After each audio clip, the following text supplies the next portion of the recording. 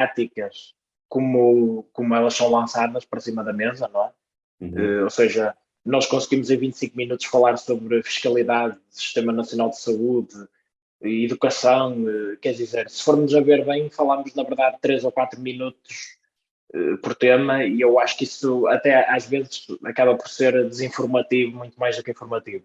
Mas a verdade é que isso é o reflexo daquilo, e eu parto desse ponto que é, isso é o reflexo daquilo que é o interesse dos portugueses. Ou seja, os órgãos de comunicação social darão o tempo dos debates de acordo com aquilo que é o interesse dos portugueses sobre as temáticas. E eu é isso que realmente se calhar me preocupa, e é isso que se calhar tem que ver com um trabalho que a própria classe política e o próprio sistema político tem que fazer de atração da atenção, não é? Sim, Dos sim, sim. próprios eleitores, não é? Sim. Eh, Sim. no Mas entanto, deixa. eu acho que houve casos, ainda que se calhar um bocadinho esporádicos, houve casos em que realmente esses 25 minutos foram bem aproveitados e deu para espremer bastante sumo da conversa.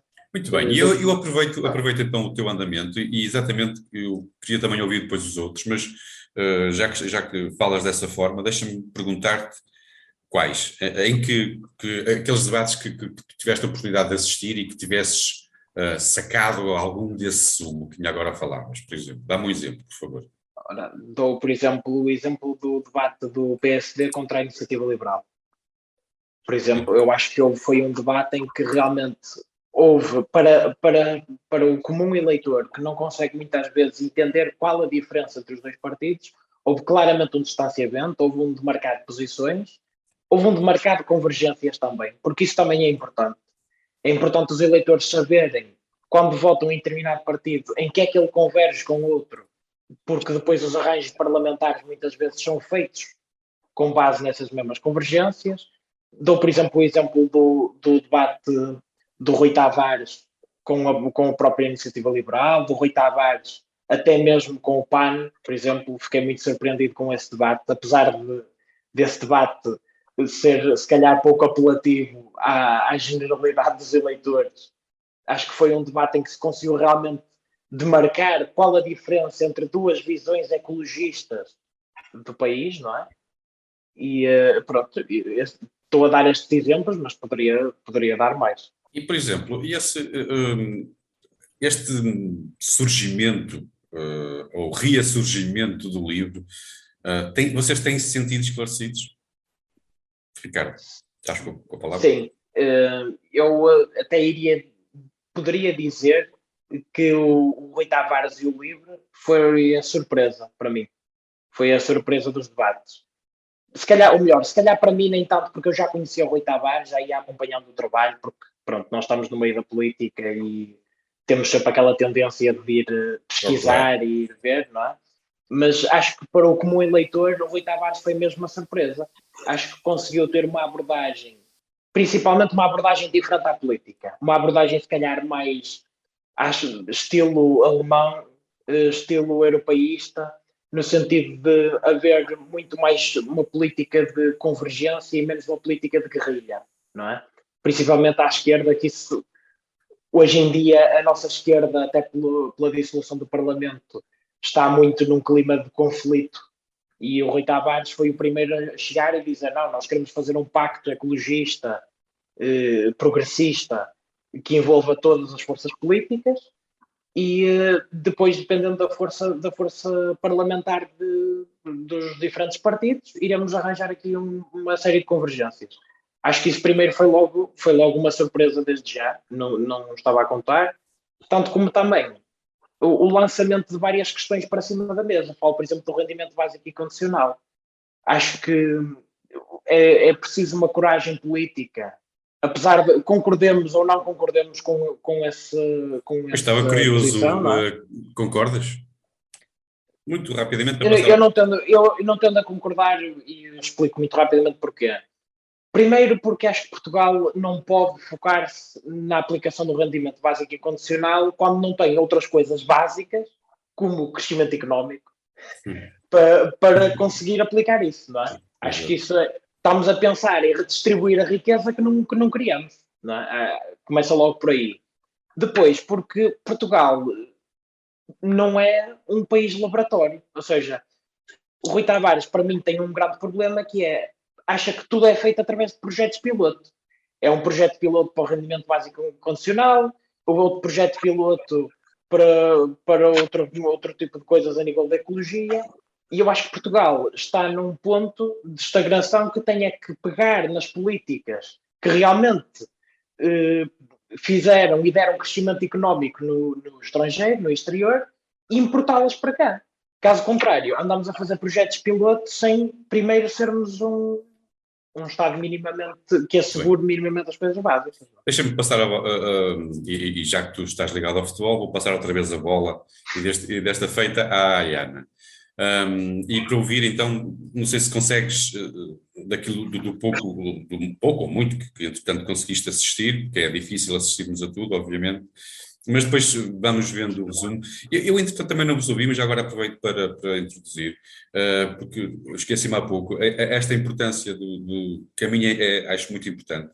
Até que ponto é que isto não será também quase antidemocrático, porque é darmos 25 minutos aos candidatos para falarem sobre as suas ideias e depois darmos hora e meia, 2 horas aos comentadores.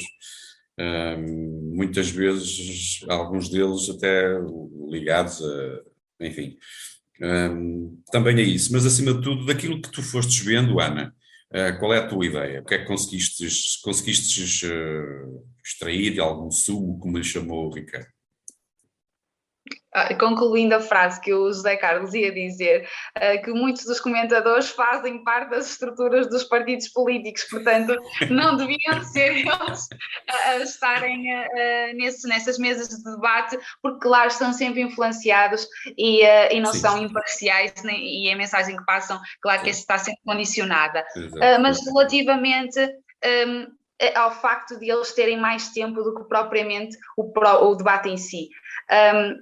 Lá está, o modelo de debate que foi adotado foram os 25 minutos, depois passa muito pelas próprias televisões quererem dar mais ênfase aos comentadores do que ao próprio debate em si, portanto isso é uma questão mesmo do formato televisivo, o que eu não concordo, porque preferia 1000 vezes estar 1 hora e meia a ouvir os debates que foram feitos e os comentadores estarem a comentar com um tempo muito, muito reduzido, sem ser com 1 hora e meia.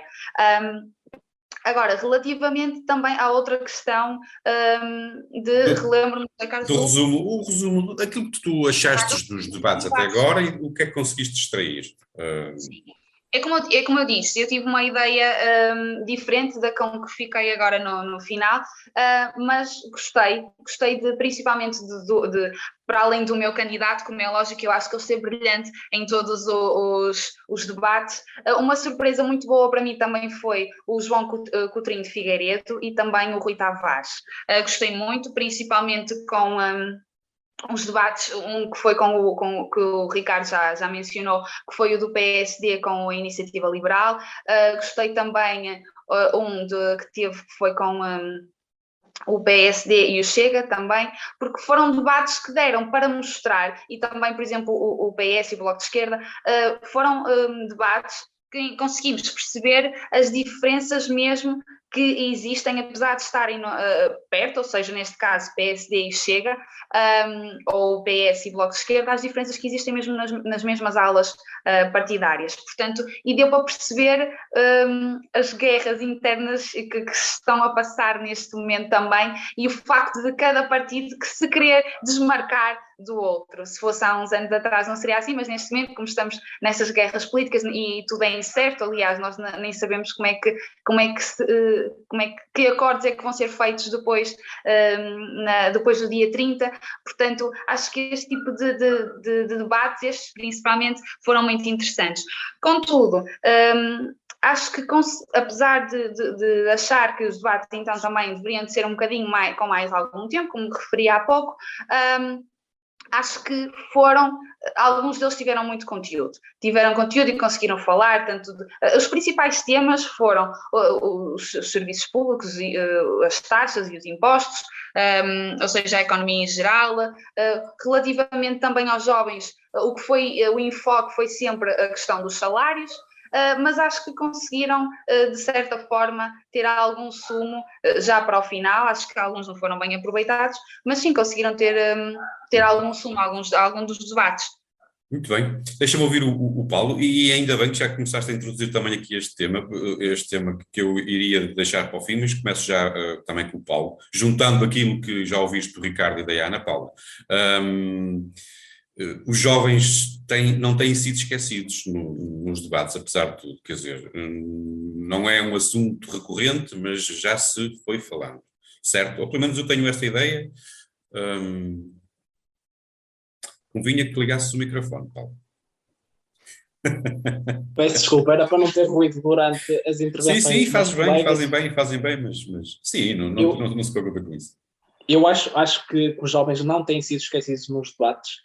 Isto denota duas coisas. Uma é que há um reconhecimento da importância dos jovens na sua decisão, na sua intenção de voto, e também aqui alguns dos partidos quererem capitalizar e conseguir reverterem esses votos a seu favor, e a outra que é uma preocupação real sobre a situação dos jovens. Como nós sabemos, os jovens e nós, as nossas gerações, passam por situações muito difíceis, desde logo a dificuldade no acesso ao ensino superior, o acesso a empregos com salários razoáveis, sem que sejam precários, e por isso é muito importante aproveitarmos o crescimento que a nossa economia tem vindo a ter nestes últimos tempos e aproveitar este balanço para conseguirmos dar solução a muitos destes problemas dos jovens.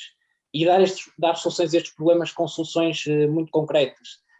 E temos também, por exemplo, dar solução ao problema da habitação jovem.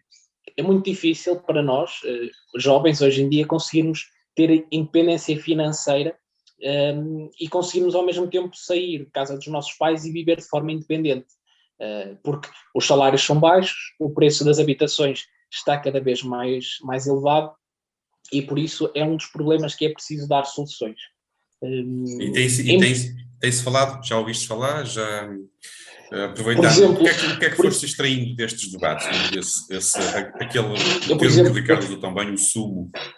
Eu posso falar, se calhar, mais concretamente sobre o caso do Partido Socialista. O Partido Socialista, no ano passado, aumentou de 12 para 18 mil o número de jovens apoiados no apoio à habitação, e temos uma proposta no programa eleitoral do Partido Socialista de aumentar para 40 mil o número de jovens apoiados por este programa. Por isso, a habitação é um tema que é muito sensível e que os jovens devem estar preocupados e perceber quais são as soluções das diferentes forças partidárias. Por isso eu penso que também poderá ser uma das razões pela qual os partidos têm dado esta atenção aos jovens. Eu só relativamente a outra questão também que falou, que o Ricardo estava a falar, a questão da disputa que existe à esquerda, mas eu acho que esta disputa é transversal, tanto à esquerda como à direita. E à esquerda, por razões óbvias, que existem alguns votos que irão certamente fugir de determinadas forças partidárias, e outras forças partidárias querem tirar proveito disso, mas o mesmo está a acontecer também à direita. Nós vemos, por exemplo, o caso do partido de extrema-direita, que tem vindo a ter um crescimento em termos de intenção de voto, e estes votos saem maioritariamente de partidos como, por exemplo, o CDS, que perdeu muito do seu eleitorado e das suas intenções de voto, e aqui também, por exemplo, a Iniciativa Liberal a querer buscar algum do seu eleitorado ao PSD e ao CDS. Por isso, esta questão de guerrilha interna e de definição do eleitorado, eu acho que está a acontecer tanto à esquerda como à direita, e eu penso que até em termos de análise política, penso que estamos num período. Mas deixa-me ouvir-te então sobre de quem foi a culpa de estarmos nesta situação. Não percebi. Quem foi a culpa de estarmos nesta situação? Foi dos socialistas, dos comunistas ou dos bloquistas? Já que o PAN estava preparado para aceitar. É assim, eu vou ser muito sincero. Eu acho que o Orçamento de Estado, todos os orçamentos de Estado que foram aprovados nos últimos 6 anos, de todos, este era aquele que era mais à esquerda. Por exemplo, a proposta das creches gratuitas, e eu não consigo perceber como é que, sendo um dos orçamentos mais à esquerda, nós tivemos orçamentos que foram viabilizados, que eram mais ao centro, e foram viabilizados por partidos de esquerda,